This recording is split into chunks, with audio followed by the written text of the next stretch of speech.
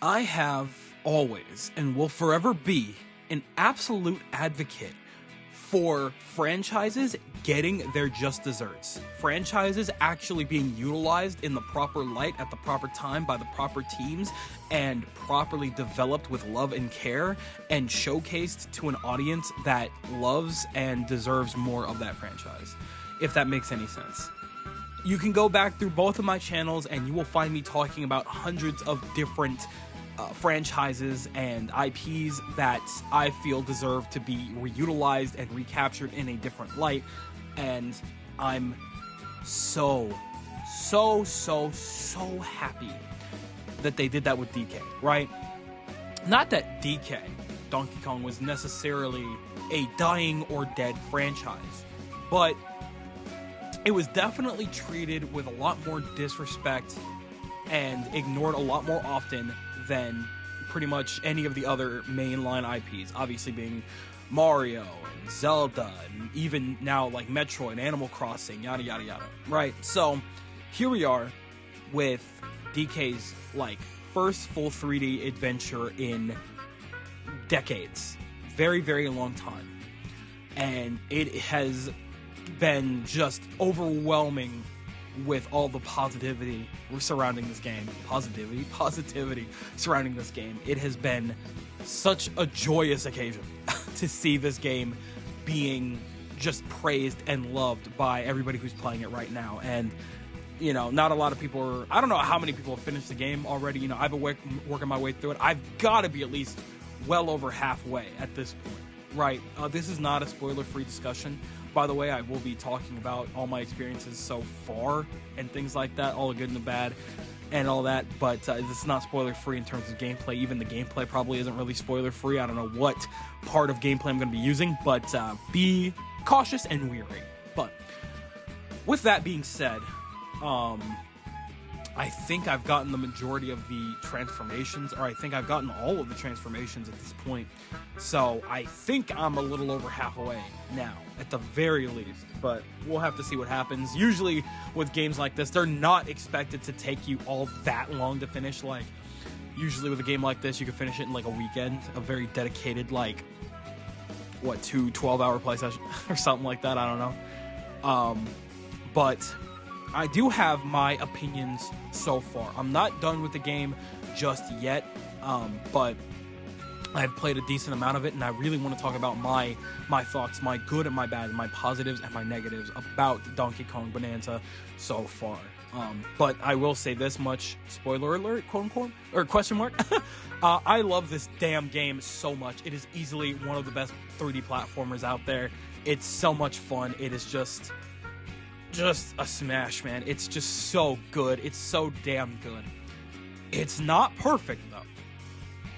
By no means is it perfect, right? So, I've droned on long enough. Let's start going ahead and getting into it, right? So, first things first, let's go ahead and start with the positives, all right? And the first and foremost, the primary thing, is that this game is very pretty and fun to look at, right?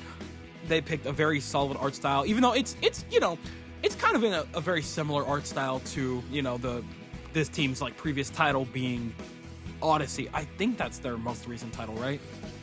I have to imagine they've been working on this game like pretty much since then. So this is a very fun and pretty game to look at. Everything from its environments to its characters to the expressiveness on everybody's faces, not just DK and Pauline, but like everybody is so like fun and expressive, except for the elders.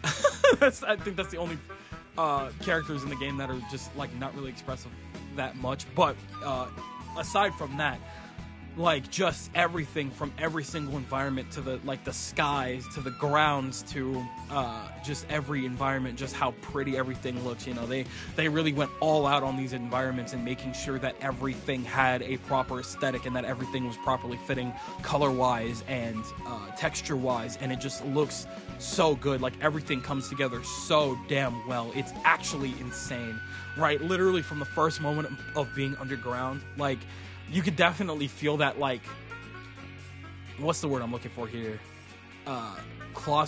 You could definitely feel a little claustrophobic, right? And obviously which is why it's super nice to have a power like DK's, where you're like smashing up everything. Like, the moment you feel like you're in a tight space, you just kind of break out of it with his hulking arms and stuff. Like, it's very nice to have a power like that in such an environment. And then you start getting to the other layers, the other zones, and you can definitely see things opening up more and more and more. And you can tell the team was getting even more and more creative with the designs of these areas, and it was very, very nice to look at. I have doubled up on every single one of those words, and I apologize for that, but it really is just that simple. Like, I can't get it across enough how nice things blend together in this world. And I just can't get enough of looking at it. Like, I go to sleep dreaming about it now in these past 2 days, you know? It's such a good time. With that being said, graphically speaking, this is definitely the Switch 2 exclusive. Like, no shade to Mario Kart by any means. Mario Kart 8, or I keep saying 8. Mario Kart World does look very pretty. It's very good looking, don't get me wrong. But this game right here, I feel like we have more time and more just... I can't think of another word for it. We have a lot more just time to really soak in our surroundings because we're in it more. We're stuck in one area for a much longer period of time, and therefore it's a lot easier to appreciate the environments and the designs of these areas, right? So I can definitely tell, like, this is where they really put in all their efforts in terms of, like, the graphical capabilities for this art style. They really went all out, and I really do believe that. You know, I think this game is good looking as hell. So yeah, this is the Switch 2 exclusive. Like, this is the one that we've been waiting on. You know, it only took a month to get here, but it was worth the wait, you know?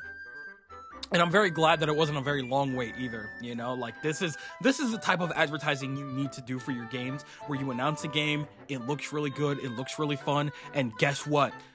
You're advertising it constantly, and the game is out in absolutely no time at all. This is how it always should be. Kingdom Hearts. Anyway, sorry. Regardless of that. The next positive thing is how just responsive and fun these controls are. I saw a picture the other day, it was edited, of all of the video games that kind of blend together to make Donkey Kong Bonanza. And I feel like the only one that's a little out of place is Breath of the Wild in that, because a lot of people are saying, like, oh yeah, it's like a mixture of Breath of the Wild, Super Mario Odyssey, Kirby in the Forgotten Land. I think there was something else in there. And Hulk. The Incredible Hulk on PS2. And, like, for the most part, that's mostly correct. The only thing I would take out is Breath of the Wild, only because in what realm does this feel like Breath of the Wild? Like, the big open environments? Mario has that. Odyssey has that. I don't know. My point is that for the most part, this is definitely the culmination of a multitude of action platformers and action video games. And that picture sums it up beautifully, because having the platforming aspects and the open zone-esqueness of, like, both Super Mario Odyssey as well as, like, Kirby and the Forgotten Land, it's just so nice to be able to roam around, to run around, to jump and do whatever, you know? But on top of that, having the destructive power of Donkey Kong is absolutely insane, right?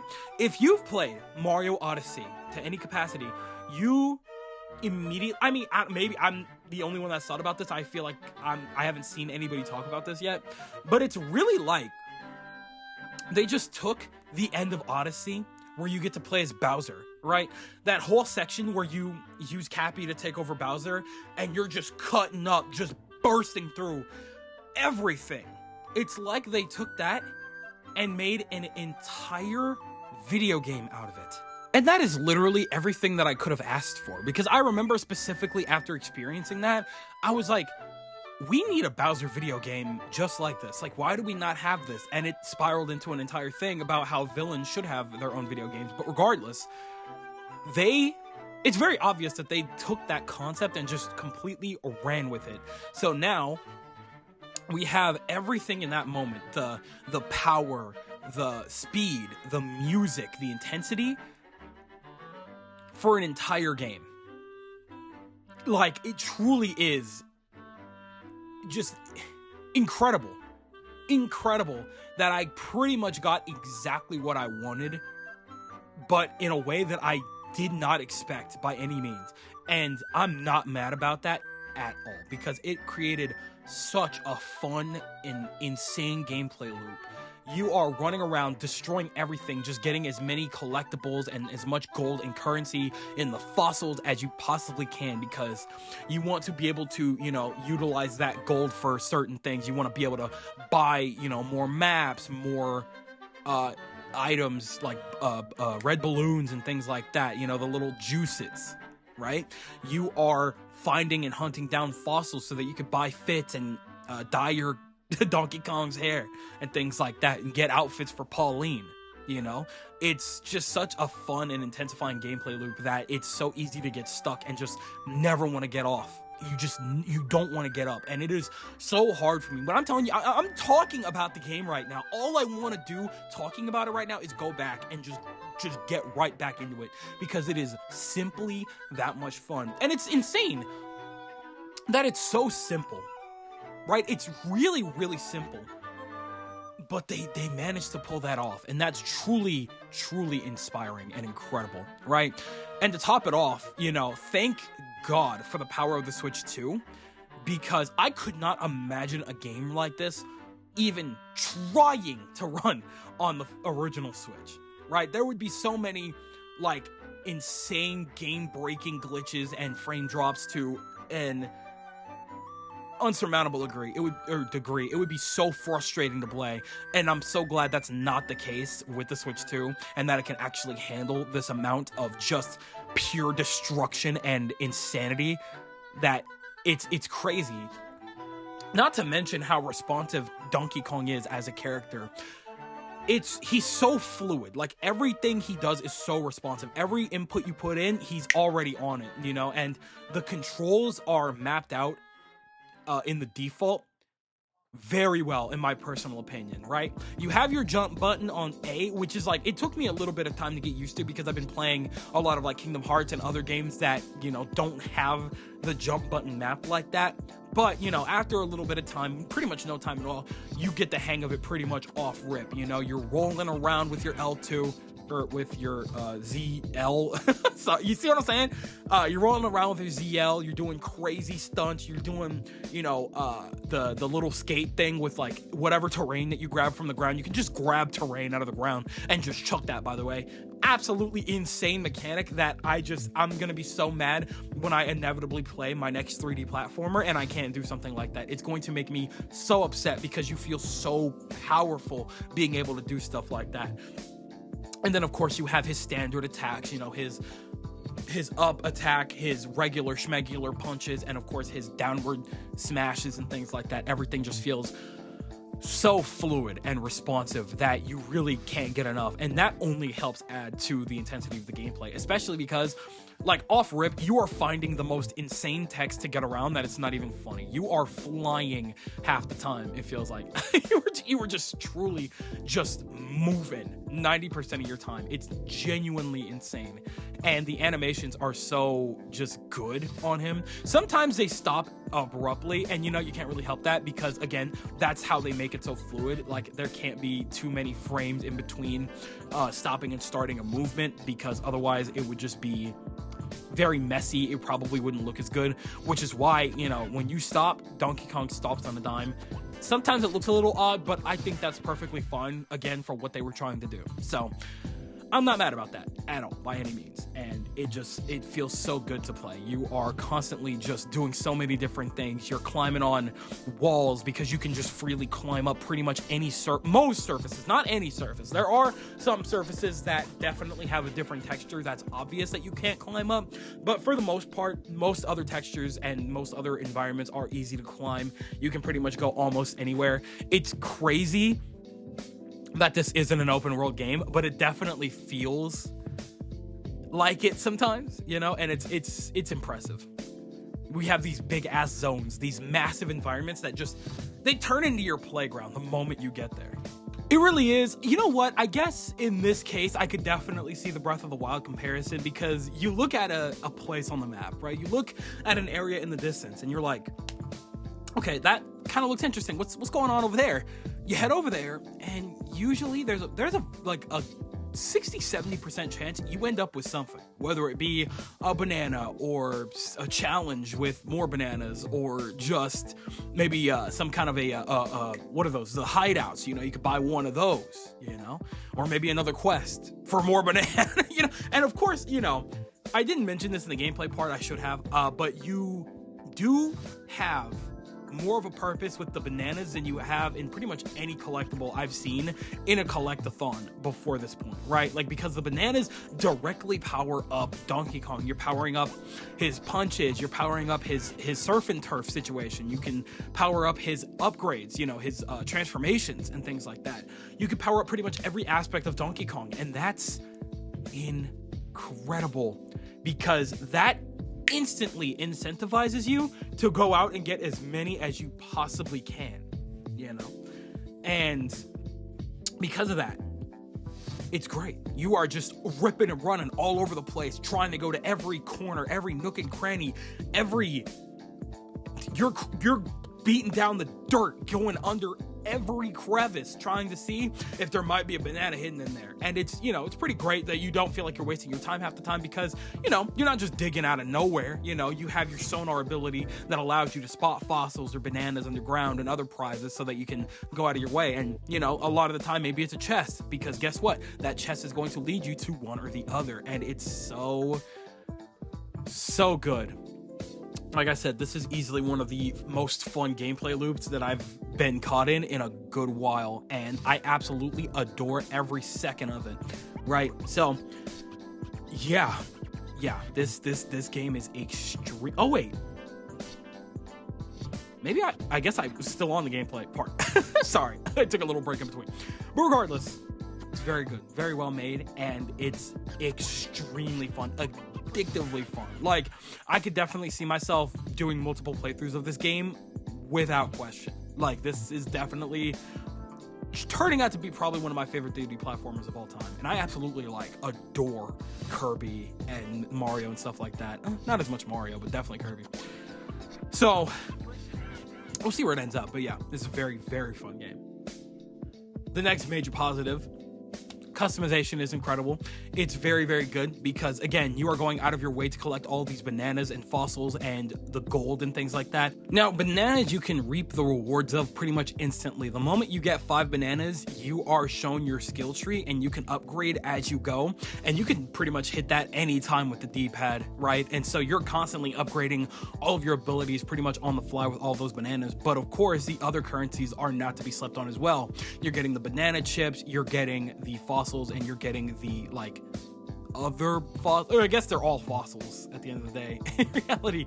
But once you find a town, you are ripping and running, just buying whatever, you're buying clothing items for both Donkey Kong and Pauline, because you're looking through, the area and environment that you're in, and you're making sure that the clothing that you're wearing is going to have an actual useful effect in that area, so you're constantly changing out your clothes. There's always a reason to swap out and, get new clothes and upgrade those clothes and things like that. And it's so good. But on top of that, it all looks so good, man. It's so nice to have, good, solid decor for your character, and for DK, I never would have imagined they would have given us a situation in which we can straight up dye his hair, right? I'm playing as the Dark Kong, what I'm saying? I'm not going to say what I was thinking right now, but his fur is colored black, right?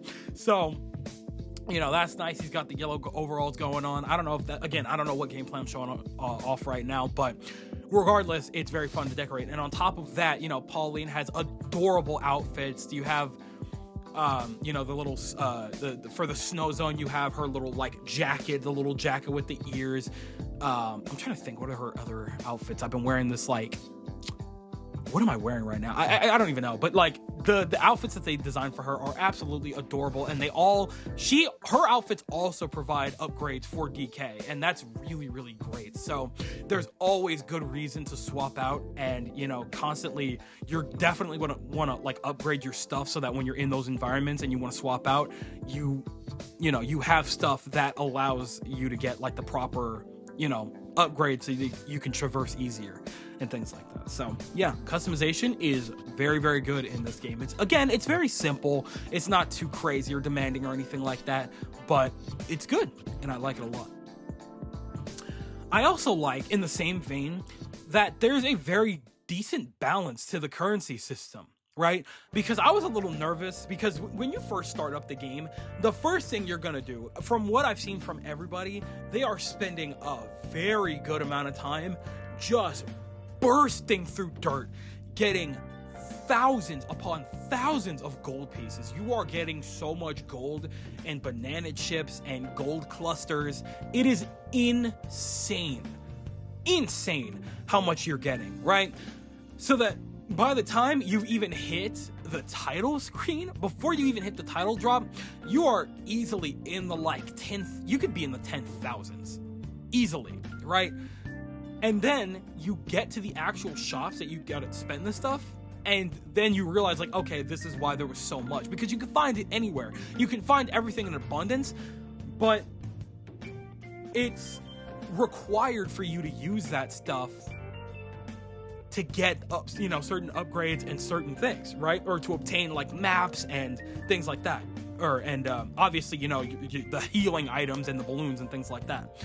So constantly you are collecting this stuff and spending it all almost instantly. And honestly, I think there's a good balance. It's not like it is taking like too little, and it's not like it's giving you so much that you could spend that first hour in the underground and then never have to, dig for it again, There's always incentive to go out and find more gold, because you're going to end up spending so much of it. Like, there's truly no end to how much you can spend, right? So yeah, the game definitely makes sure to balance that out, and I think that they did a good job. I was initially worried about that, but they really did a good job balancing that out. And so now, I'm always thinking like, okay, I when I get back to it, I need to go dig for more coins. I need to see if I can find more bananas, yada yada yada, before I progress to the next area or whatever. I need to go back to this area and that area, and maybe this area is a little easier to explore for gold, and this area is still missing a couple of bananas that I need to get. So there's a lot. There's a lot going on with that, but they did a very good job in balancing the currency so that, the loop is never interrupted. Like, I was very scared that I would get to a point where I have so much gold that I'm not even thinking about it anymore, and I just kind of fly through everything else, and that would be kind of trash if that was the case, but thankfully it's not. So I'm very happy with how that turned out, and I think that's a very, very major positive that people don't even realize, right? So I think that's really good. And then my last major positive for now is the fact that the challenge levels are very fun, and they get more diverse as you go. You're definitely doing a lot of different levels and things like that, specifically for bananas. Sometimes it's a battle challenge, sometimes it's a platforming challenge, sometimes it's a side scroller challenge or something like that. Maybe it's like a nostalgia thing, I don't know. But there's a lot of different challenge levels that it's going to have your attention. You're going to be going through these crazy platformer levels. You're going to be fighting, a certain amount of enemies that you need to defeat in a certain amount of time. These platformer levels that utilize different mechanics from the game that you got to get through quickly or something or other. And sometimes it's just a complete gold fest where you just go down and get as much gold as humanly possible before the time runs out. There's so much going on, and every single one of them is very, very different. Like, it's very apparent, like, they just kind of had more and more fun with it as you went on. Like, okay, they probably have these abilities by now, or maybe they have this upgrade. Let's see how they get past this challenge. And, there's always a different way to get past a challenge. You don't necessarily need a specific upgrade. You could probably get through the entire game without really upgrading anything if you really wanted to. I might do a challenge run like that one of these days, just for fun, right? But it just goes to show, there's a lot of different ways to play this game, and these challenge levels are definitely the epitome of that, right? Because when you're not out in the open field, you're in these challenge levels. All you're doing is hunting these down for all the extra bananas, and it's so much fun. They are so nice and well designed, and I really, really appreciate that. So that's really cool. That's really fun, and I really appreciate those. Those are a good time to be had, and you're going to be spending a very good amount of your time hunting these guys down. So try not to miss any bananas if you can, though. It can be very easy to miss bananas in those triple banana levels. So make sure you're paying close attention, right? But with that just about does it for my positives for now. So I'm going to go ahead and swap it over to the negatives, right? And the first negative that came to mind, like off rip, I feel like everybody probably had a very similar experience, but the camera. And, you know, like, I can't really blame it's very hard to blame anybody for this, right? Because, again, you are making a mess of everything on screen. You are barreling through dirt and terrain constantly to the point where you may even lose track of where you are. You're going so deep, so fast that the camera has a very hard time keeping up with you. And because of that, whenever you're underground, it's very easy to lose where you are. You can't see anything half the time. So you're just kind of mashing buttons, hoping that the camera fixes itself. And eventually it does, but it can definitely be a little bit of a problem sometimes. And, you know, again, it's hard to blame anybody for that because of the circumstances, you know? For what it is, it's a decent camera. It's just locked behind a problematic system that, you know, they haven't really perfected yet, you know? Because it's, you know, they wanted to make a situation in which they didn't want the camera clipping through the ground all the time, even though you're going to be underground. And then when you are underground, it's forced to clip underground so that you can, you know, properly get a visual of where you are in the map, so that you can see which direction you want to go next, which like prize or treasure you want to hit up next, you know? So you kind of need the camera to clip through the ground, and then it start moving slow and things can obstruct it. So it's a little bit of a mess sometimes, and, you know, it sucks, but that's kind of how it has to be with a game like this. So it's hard for me to knock it down too badly. Maybe if they made it a situation in which the camera clipped a little bit smoother when you're underground, so you could actively see what's actually going on, I feel like maybe it would have been a little better. But, you know, for what it is, they did the best with what they could. So I can't really get too mad at that, right? After that, this one's also like a super minor, like nothing takeaway point, but like, there are frame drops, right? And it's like, I don't care, you know, like, I'm only pointing it out because it is there and you can't really ignore it completely. But there are frame drops in game, you know, there are moments where when you are doing too much, you know, it will drop in frame and stuff like that. And it, you know, it happens, but like, most of the game is running so smoothly and the frame drops are so minute and easy to miss that it's like, who cares even, right? It's like, you know, I'm only bringing this up as a formality because I kind of need to be nitpicky so I can balance this video out a little bit, you know? But because, you know, the frame drops aren't so dastardly and disruptive that it hurts my gameplay experience by any means. And, you know, it makes sense that happens. You are barreling through terrain at an absurd rate. It's incredible that this game manages to function the way it does without as many frame drops, you know? So it's like, it's there. You can't ignore it, but it's there. But it's not gonna hurt your experience. If it's interrupting your experience, you are paying too much attention to it and you're not actually having fun if you're paying attention to it, because it's so far in between when it happens and just non-disruptive that it barely even matters. Yeah, it's present, but it's so easy to ignore. It's almost pointless to even bring up. But again, I brought it up as a formality because I did see people were talking about frame rate issues, and there are some, but, you know, again, I'm very glad that this is on a Switch 2, because if it were on Switch 1, this game would be genuinely unplayable, and that would be so awful. So, very happy with the outcome overall, but yes, they are present. After that, now these last two are my only real negatives so far. The first being the challenge and difficulty is pretty hit or miss, and most of the time it's a miss. Like, the only time I find myself having like trouble is when I forget to bring like a piece of terrain to knock out like another piece of terrain, like bringing a piece of like a chunk of like metal, or not metal, like rock, to break vines that could hurt you if you touch them. But like, now I'm so powered up that sometimes I'll just abuse, you know, my hearts to get through an area, you know? I've constantly abused it to get through lava areas. I've constantly abused it to get through ice. Like, it's just, you know, it's kind of whatever when it comes to the difficulty, right? And that's because, you know, nothing is scary, right? Because like with DK, you're so strong. Not to mention your power-ups are so busted that you are constantly just having a pretty easy time. Like, don't get me wrong, there are some creative bosses. Like, there's that one boss, I think, yeah, I do have recording of it. There is one boss that does force you to use a zebra, and you gotta break through its shell and then like chase it while it's making platforms that you can only run on as a zebra. That one was really, really creative. I like that one a lot. But for the most part, most other bosses so far have not been a challenge whatsoever. Like, I have yet to die to a boss. The only time I've died was when I was doing something stupid in a platformer challenge to try and get the extra banana. And that's 9 times out of 10 like my deaths. Like, other than that, like, I'm not experiencing any genuine challenge from like any of these bosses like that, you know. And that's, you know, it is what it is, you know. It's not like they're not fun to fight, you know. You're still running around trying to catch them, you know. What's her name, Poppy Kong, going invisible, and you gotta like hunt her down, so you gotta like really move fast to find her.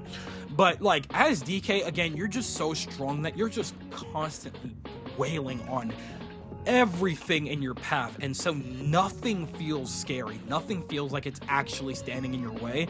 Even like bigger, more menacing enemies that take some strategy, which most of the time, not much. You know what I mean? So maybe you know, we'll get more creative bosses and challenges down the line that will really test my mettle in terms of like fights and stuff like that. But as of right now, at least in terms of like, yeah, bosses and fighting, there is no challenge. Like, there's really like nothing obstructing you almost ever, you know.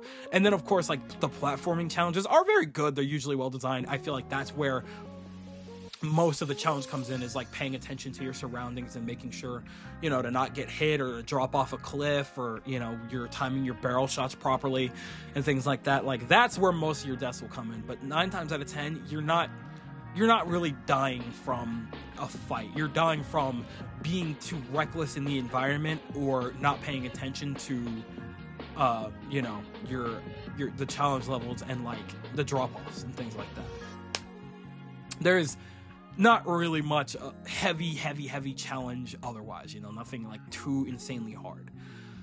Maybe they'll add an update later that makes it so that there is like a certain level of challenge that you got to be much more careful with. We'll see. I don't know. That would be really cool though. And the last thing, and this one's kind of unfortunate, as cute as I think it is, the story is not much to speak on. And you know, I knew this going in, because you gotta remember, this is Nintendo. But on top of that, this is like the Mario Donkey Kong universe, which has never been like super like lore heavy at all. Like, it's never been like story driven by any means, you know. These games have always been gameplay driven more than any other franchise, and they have proven that, right? So, because even there's no story in Mario Odyssey, you know. I feel like Donkey Kong definitely has more story than even Mario Odyssey does, if we're being completely honest. But even then, it's nothing like absolutely insane, like, oh, the Void Company wants to, you know, take over the planet using its core. Okay, cool. And you just beat down the bosses. And it's so funny that the executives, quote unquote, are like so honest. They're like, oh man, you're strong, man. You beat me. Hey, have a banana. It's like, like, what? That's crazy. Most of the intrigue definitely comes from Pauline's situation. Like, how did she get down here? Like, how did she end up underground, this kid? And like, why did the Void Company turn her into a rock? You know? It's cool. Don't get me wrong. You know, it's like, it's a fun little like semi-driving force, but the driving force is the gameplay. You want to see how strong you can get, and you want to see what the final boss is to really, you know, see if it makes you test your mettle. Don't know what that is yet. We'll see when we get there. But as of right now, story isn't really much to speak on. You know, it's cute, you know, it's fun, but it's nothing like absolutely insane. Void Company did this, Void Company did that. You know, 3 monkeys doing their things, jumping off a bed, whatever. Like, they're doing their thing, and you gotta stop them. DK ain't even really here for all that. Like, oh, everything's underground. I guess I want my bananas, and this girl's hanging on to me, so whatever. Like, DK is not present for this story. Like, DK is not here at all. He just wants his food, gang, and you can't really blame him. You know, he's fighting off all these guys, helping out everybody, bro. He just wants to eat and sleep, bro. can't really blame him for it, you know? So that's cool. That's dandy. That's fine. The story was never a driving force for me anyway, because I knew that was going to be the case, because none of these games have ever really had that much of a story going on anyway. So that's totally fine. I wasn't expecting much out of that. So that's fine. You know, I think the general relationship between Donkey Kong and Pauline is very cute, you know, like just her always like just talking like, you know, oh, what do you think of this? Or what do you think of that? Like, oh, this is really cool. Like she's just talking to her like her homie. Like it's so cute. It's so cute. And that's enough for me. So yeah, that wraps it up for my negatives, and that just about wraps it up for all of my good and bad thoughts on everything so far, right? Overall, again, like I said right from the get-go, this game is incredible so far, and I'm very, very pleased with its turnout. This is a very exciting game, and this is the game that really puts the Switch 2 on display for like all of its, you know, graphical and like capabilities and things like that, and its power output and things like that. This is the game that really pushes it, and I'm happy to report that it does a very good job of it. So I'm very happy with this game. Donkey Kong Bonanza is easily one of my favorite games that I've played this year, and I can't wait to finish it out and see where that goes. And I can't wait to, you know, go through it again, do some like challenge runs and things like that, maybe see how far I can get without bananas and other like upgrades and things like that. Just see what's possible, you know. So we'll see what happens with that. But I think I've said my piece.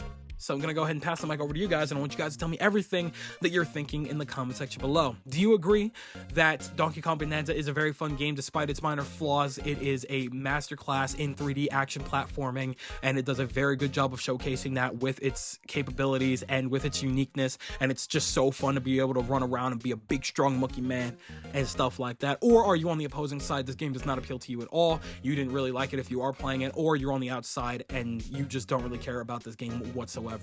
Tell me everything that you guys are thinking in the comment section below, because you know for a fact that I'm always going to be down there with you guys. But with that, it does appear to be skedaddle o'clock, so I'm going to go ahead and do exactly that. I'd like to thank you guys ever so much for watching. I truly do hope you enjoyed. Do me the greatest favor of dropping a like and a comment, and consider subscribing for more content just like this here. And with that, I'm gone. So thanks again. Hope you enjoyed, and I'll be seeing you guys in the next video. Do me the greatest favor, taking good ass care, and I'll see you all next time.